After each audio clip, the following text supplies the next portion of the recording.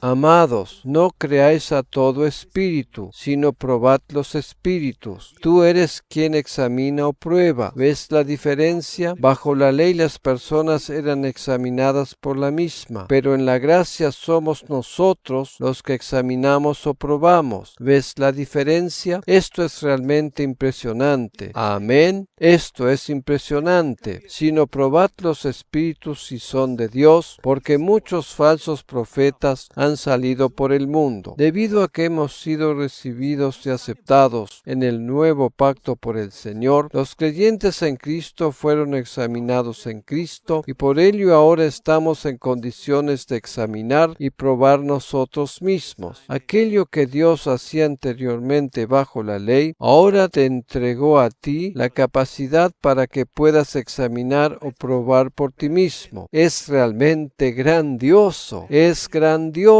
Justamente por ello podemos afirmar que la palabra peirazo significa tentar, probar y testear. Tiene que ser analizada y entendida de acuerdo al contexto. Arrojar todo en la misma olla diciendo que es el Señor quien nos prueba, examina, definitivamente es la respuesta equivocada. Tradición, puede que digas, pero Pastor Eric, ¿soy yo examinado o probado? ¿Soy todavía probado, testeado? Mi fe es puesta a prueba de tanto en tanto. Mi fe es testeada, mi fe es puesta a prueba, pero no yo soy probado como persona, porque Jesús fue probado y examinado como persona en mi lugar. Esto es por mí. Jesús como persona fue examinado por mí y en Él he sido completamente aceptado. Existe solamente un test al cual tú y yo, de tanto en tanto, le miramos al rostro. Un solo test, el test de nuestra fe. Tú y yo nos encontramos de tanto en tanto en un test tal. No existe un montón de test diferentes. Se trata de un solo test y este test es siempre la fe.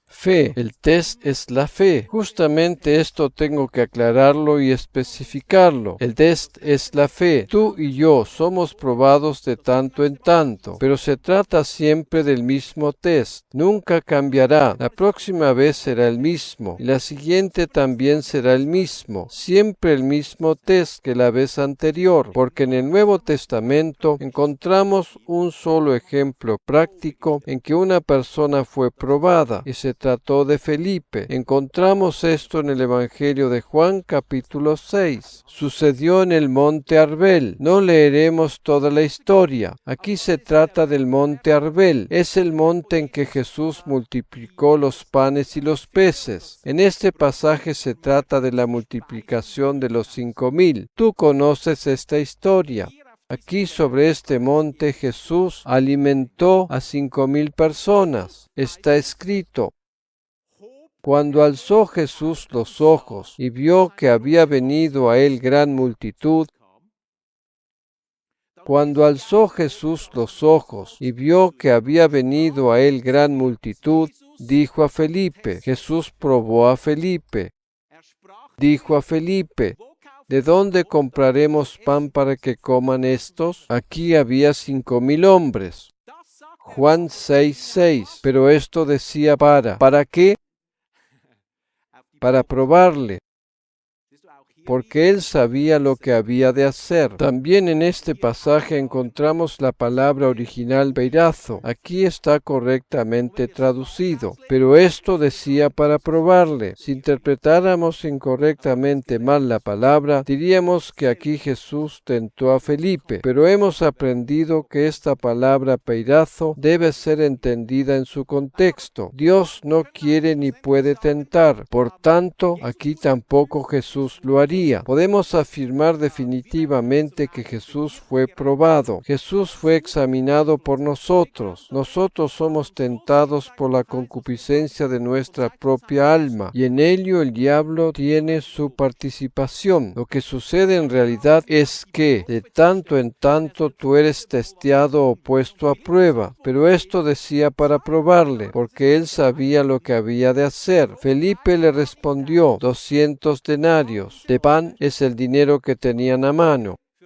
No bastarían para que cada uno de ellos tomase un poco. Esta es la respuesta equivocada en el momento de ser probado. Esta es la respuesta equivocada en el momento de ser probado. Felipe podría haber dado una respuesta mejor, pero aquí vemos dos cosas. Por una parte, vemos aquí que Felipe fue probado. ¿Sabes? Justamente este es el test a que somos sometidos frecuentemente. El test es la fe. El test es la fe. Porque en este caso Felipe dio una respuesta de incredulidad.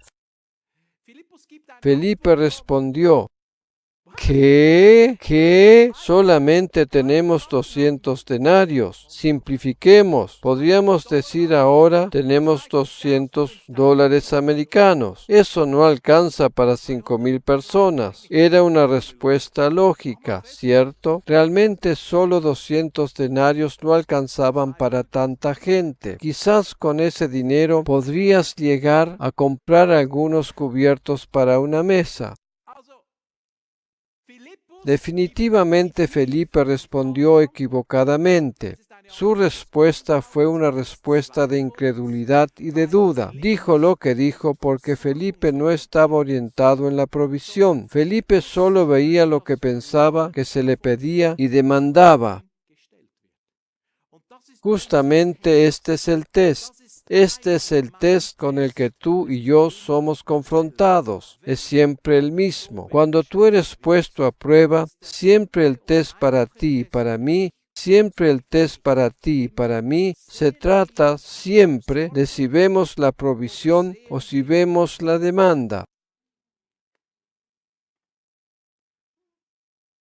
Porque la gracia suple.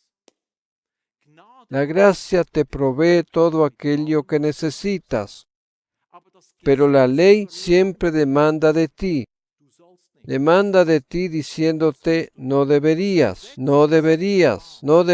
hacer tal o cual cosa. La ley demanda de ti. Aquellos que están en el mundo comercial saben que es demasiado mucho para ellos. Cada mañana cuando se levantan tienen una sensación negativa en cuanto a lo que podría suceder ese día, simplemente debido a todo lo que es demandado de ellos. Justamente allí se lleva a cabo el test. En el momento en que percibes que es demandado mucho de ti y que todo el mundo demanda de ti, cierra brevemente tus ojos, tranquilízate y expresa una breve oración. Por ejemplo, gracias Padre, que en medio de todas estas demandas tú me provees completamente.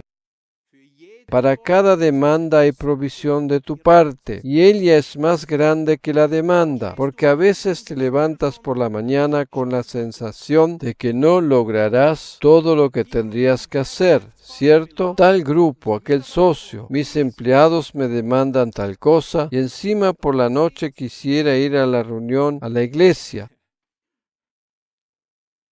Demandas. Felipe estaba orientado en la demanda.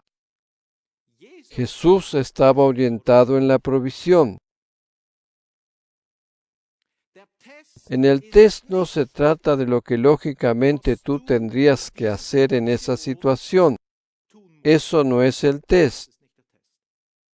Eso no es el test, porque mayormente pensamos nosotros que cuando somos probados o testeados, que Dios y todas las demás personas demandan de mí la respuesta respecto a lo que yo hago en esta situación. Pero la Biblia dice que Jesús sabe lo que Él habría de hacer.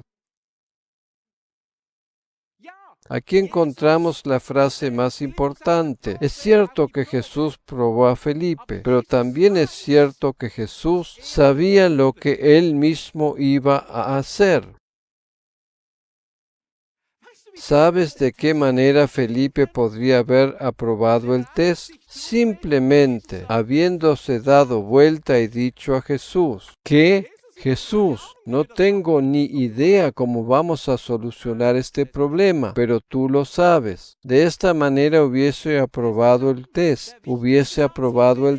La frase más importante en este pasaje es que cada vez que somos testeados o probados en nuestra fe, en cada situación Jesús sabe lo que habrá de hacer en tu caso. Tú mismo no necesitas saberlo. El test no se trata de lo que tú harías o lo que tú deberías hacer. En este test se trata de probar si tú entras al reposo. El test es siempre el mismo. Cada vez que somos desafiados, la prueba de parte de Dios es la siguiente: hijo mío, hija mía, ¿entras al reposo? ¿Entras al reposo? La prueba, el test es el reposo. Aleluya. El test es entrar en el reposo, tranquilizarnos, reposar. El test es, ¿entras en el reposo? Porque de acuerdo a Hebreos 4, versículo 3, pero los que hemos creído entramos en el reposo.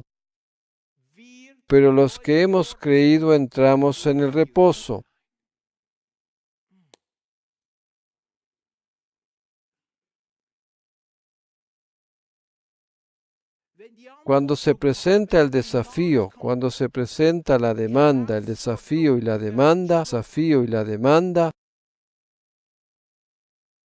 el test de la fe siempre es el mismo. ¿Entramos otra vez al reposo o no lo hacemos?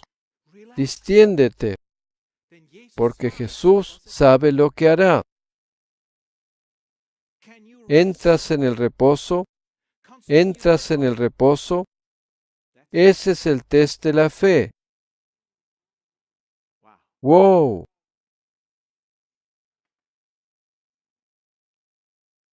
Dios no te prueba con enfermedad. Dios no te prueba con fatalidades del destino. Esos conceptos son pura tradición. Algunos dicen, Dios probó mi familia intensamente con la pérdida de nuestro hijo. Esto es tradición estúpida. Se trata de una tradición impía y estúpida. Dios no nos prueba con fatalidades. Sí, puede ser que sucedan ciertas cosas trágicas. Debido a ello lloramos, pero esas no son cosas con las que Dios nos prueba. Algunos dicen, con esta pérdida Dios me probó intensamente. Medita, piensa. Esto no es lo que encontramos en el Nuevo Testamento. La prueba es, ¿entras en el reposo? ¿Permito que las demandas me estresen? ¿Entras en el reposo de la fe? ¿Ingreso en la dimensión de las promesas de la gracia? Porque el Señor dice, yo sé lo que haré. En el caso de la alimentación, Jesús sabía lo que habría de hacer. Felipe no podía hacer nada. Simplemente debería haber dicho, Señor, yo no puedo hacer nada, pero tú lo puedes. Por tanto, nosotros podemos decir, yo no sé qué hacer, pero tu gracia me provee porque tú sabes lo que harás en esta situación. La gracia suple.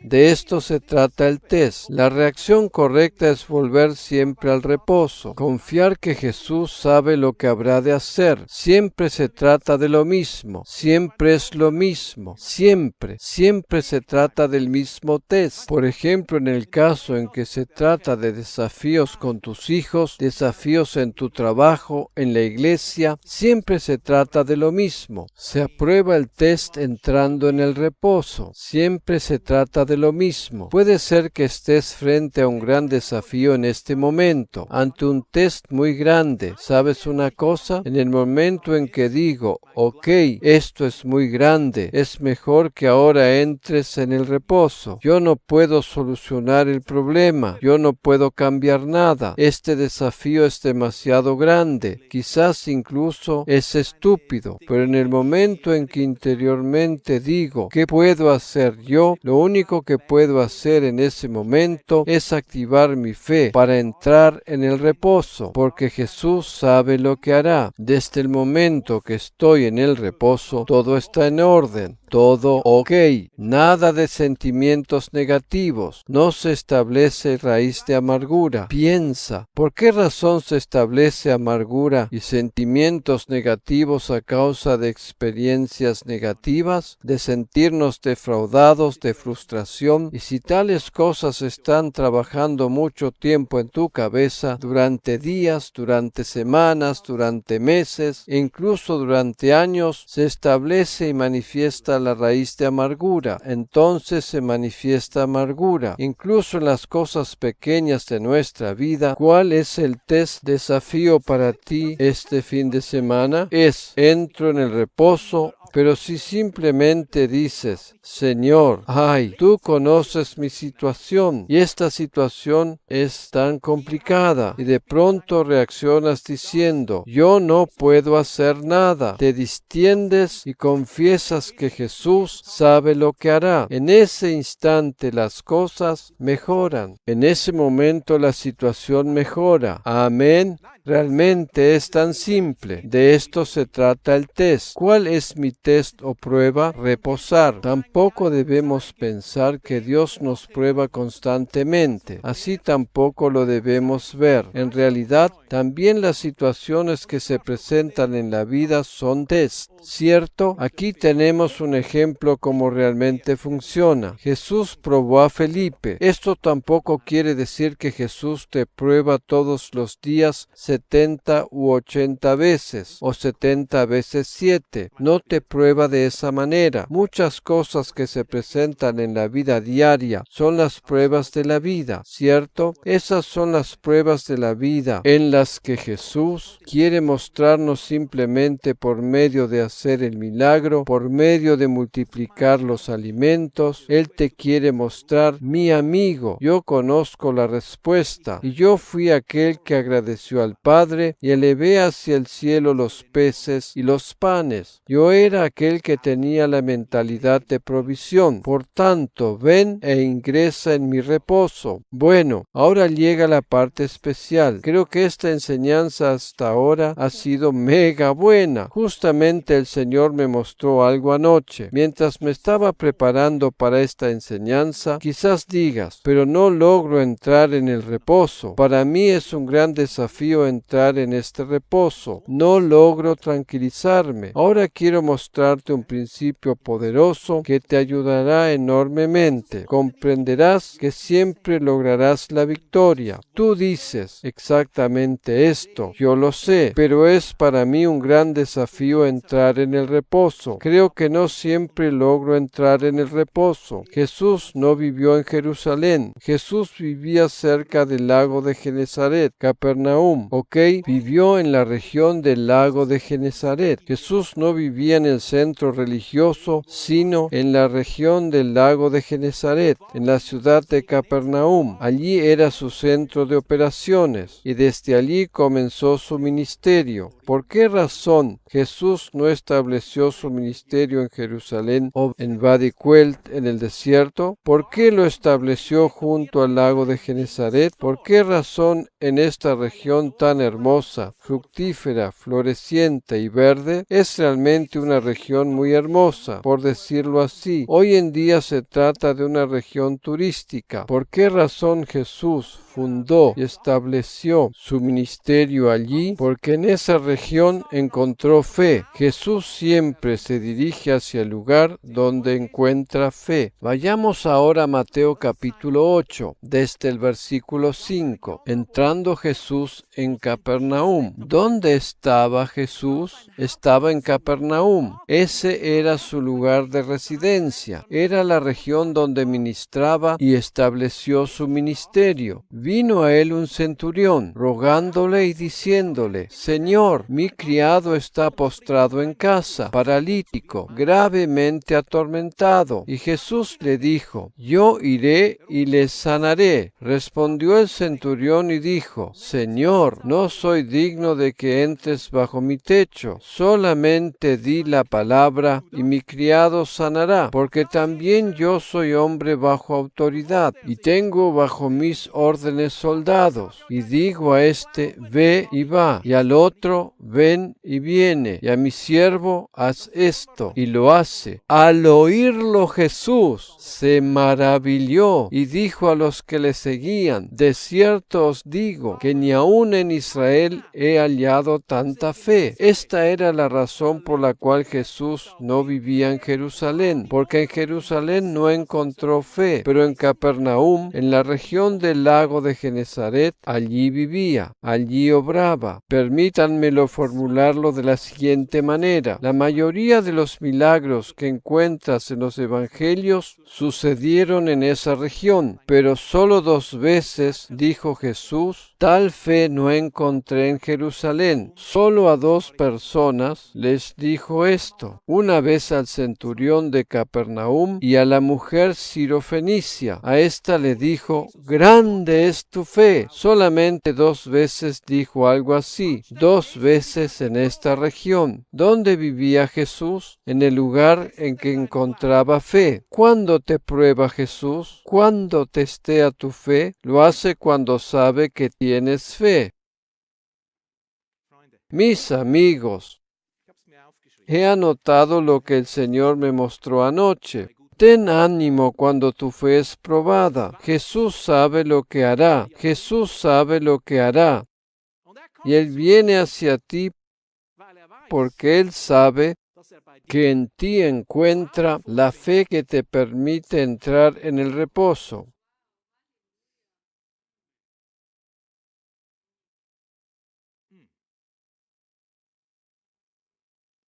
Cuando tu fe es probada, ten ánimo. Jesús sabe que en ti encuentra fe, porque Jesús se dirige hacia el lugar donde encuentra fe. Jesús va a aquellos lugares en los que encuentra fe. Allí levanta campamento. Jesús también fue al desierto. El desierto no tiene mucha fe, ¿cierto? En el estanque de Betesda, allí no encontró fe, por la cual podrían ser sanadas las personas. También es cierto que Jesús va a lugares donde no hay fe, pero Jesús acampa y vive donde encuentra fe, porque esa era su tierra. Ten ánimo cuando tu fe es probada. Ten buen ánimo, porque Jesús sabe lo que hará, y Él también sabe que tu fe te conduce al reposo. Tú puedes regresar siempre al reposo. Tú siempre llegas al reposo cuando comprendes que Él conoce el final de la historia. Cuando percibes que ya estás de camino al reposo, ya te estás viendo en el reposo.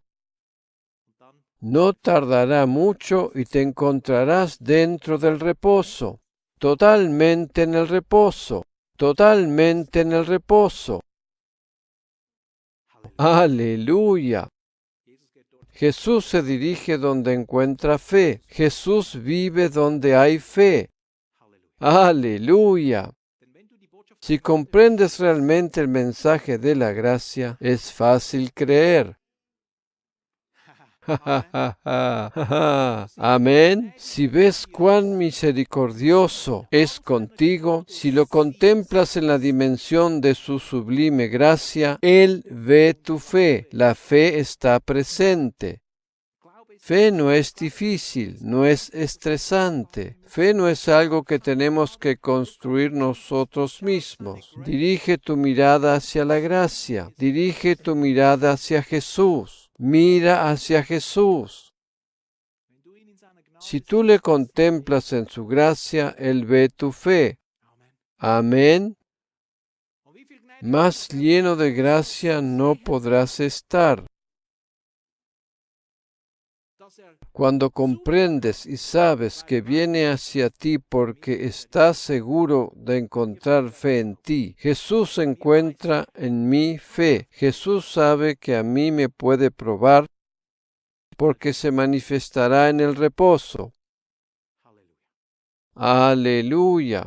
¿Por qué razón Jesús hace eso? Tú dices, no sé, está bien, pero hay algo que no entiendo. ¿Por qué razón hace eso? ¿Es realmente necesario que tú seas puesto a prueba? Sí, porque en la historia de Juan capítulo 6 y de Felipe significa también tener fe en cuanto al siguiente nivel.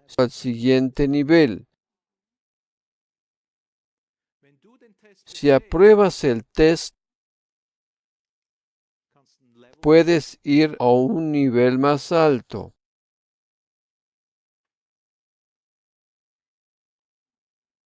En el año 2007, mi esposa y yo compramos nuestra casa. En el año 2006, el Señor nos habló diciendo, compren una casa. Algunos aquí saben por qué yo nunca quise comprar una casa. A causa del jardín. Mis padres tenían una casa con un gran jardín. Eso significa mucho trabajo. Llegó el momento en que compramos la casa. Tiene un pequeño jardín que lo cuida mi esposa. Yo no tengo habilidad para el jardín.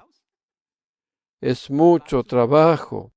El Señor quería que compráramos una casa. Él nos dijo, compren una casa. La compramos. Estamos felices allí, sumamente bendecidos. No quisiéramos tener otra casa, porque es el Señor quien nos dio la casa. ¿Ves? Hay una gran diferencia cuando haces cosas con el Señor o si las haces sin Él. Hay una diferencia si compras una casa con el Señor o si la compras sin Él, con Él o sin Él. Es realmente una gran diferencia. Ahora comprendo por qué razón yo tenía que comprar esa casa, porque realmente yo nunca quería comprar una casa. En aquel momento el Señor me dijo que era el tiempo para comprar esta casa, porque era necesaria fe, porque mi situación económica no estaba en condiciones para lograr un crédito del banco. Era difícil lograr esto, pero sucedió un milagro y pudimos comprar la casa. Alabado sea el Señor. Y de esa manera somos dueños de esta casa. Pero actualmente sé que aquello era un test. Fui probado porque eso era solamente la antesala, el nivel previo para el siguiente nivel para esta casa, o sea, la iglesia. Esto quiere decir que la casa privada fue el test que nos conduciría a la casa de Dios. Yo estoy sumamente seguro que si no hubiese podido aprobar el test a nivel privado, tampoco lo hubiésemos aprobado aquí en cuanto al edificio de la iglesia. Por tanto, ¿por qué razón el Señor prueba tu fe? No lo hace para amargarte la vida, sino porque tiene grandes planes contigo. ¡Aleluya! Fe para el siguiente nivel. En aquel tiempo teníamos desafíos, teníamos grandes desafíos aquí en la iglesia y mi test era regresar en medio de todo aquello al reposo, también en los desafíos que tuvimos aquí en la casa de Dios. Pero hoy alabamos y cantamos al Señor en nuestros corazones. Todos están contentos. Amén. Desafíos no significan que estás haciendo algo mal, ¿ok? Porque no siempre las cosas suceden rápidamente de un momento al otro, tan rápido como algo que se desliza sobre el hielo, como de un solo movimiento. No siempre es así. A veces los desafíos son parte del test. Alabado sea el Señor. Amén. ¿Comprendes, pues, de qué manera Dios nos prueba? No le creas a las tradiciones que te hablan de las fatalidades del destino, sino más bien contempla el verdadero test. El verdadero test es fe. Aleluya. En esos momentos decídete a entrar al reposo. No se trata de que sepas lo que tú tienes que hacer. El test es reposar. No son nuestros hechos los que son puestos a prueba. Nuestra fe es lo que es probado. Aleluya. Jesús sabía lo que iba a hacer. ¿Cuándo bloqueamos lo que el Señor está por hacer? Cuando nosotros comenzamos a hacer en nuestra propia fuerza. Por esa razón, la prueba nunca es ¿qué es lo que haces ahora? Ese nunca fue el test. Felipe, ¿qué hacemos ahora? Ese no fue el test porque Jesús sabía lo que iba a hacer. Me agrada que en esta frase se encuentra la palabra hacer. Nuestro problema es que nosotros nos ponemos a hacer porque no sabemos cómo podemos seguir. Nosotros comenzamos a hacer cuando el Señor en realidad sabe lo que Él hará, en vez de entrar en el reposo. Aleluya. Nosotros recién nos ponemos a hacer cuando somos dirigidos por el Espíritu, cuando sabemos lo que tenemos que hacer.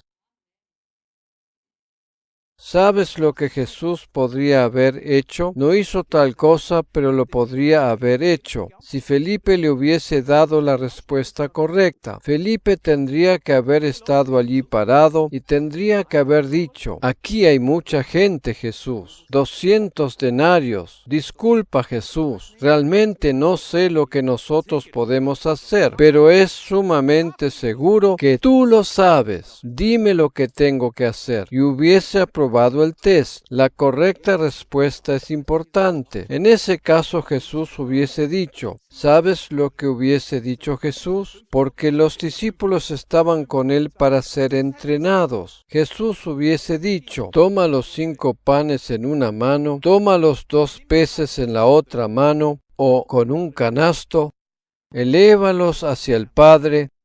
Felipe, agradécele por ello.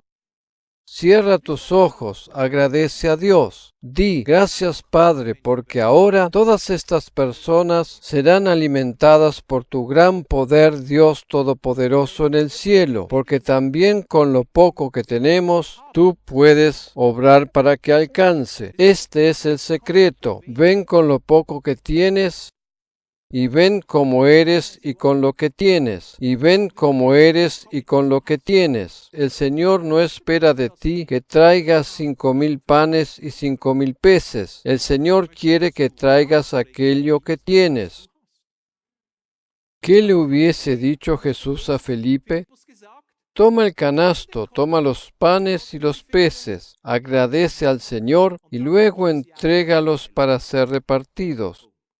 Así hubiese sucedido exactamente lo mismo que sucedió con Jesús. Amén. Pues, ¿cuál hubiese sido la respuesta correcta? Jesús, realmente yo no tengo idea cómo se puede solucionar este problema, pero dime tú lo que tengo que hacer, si es que tengo que hacer algo. Meditemos. En vez de lamentar y llorar, es mejor entrar en el reposo y permitir la respuesta correcta de parte del Señor. Aleluya. Amén. A los presentes les pido que se pongan de pie. El Señor dividirá el mar por ti. Tú no lo tienes que dividir. Él hará el milagro por ti. Si simplemente estás delante de Él, diciéndole, muéstrame cómo lo harás. Aleluya. Amén.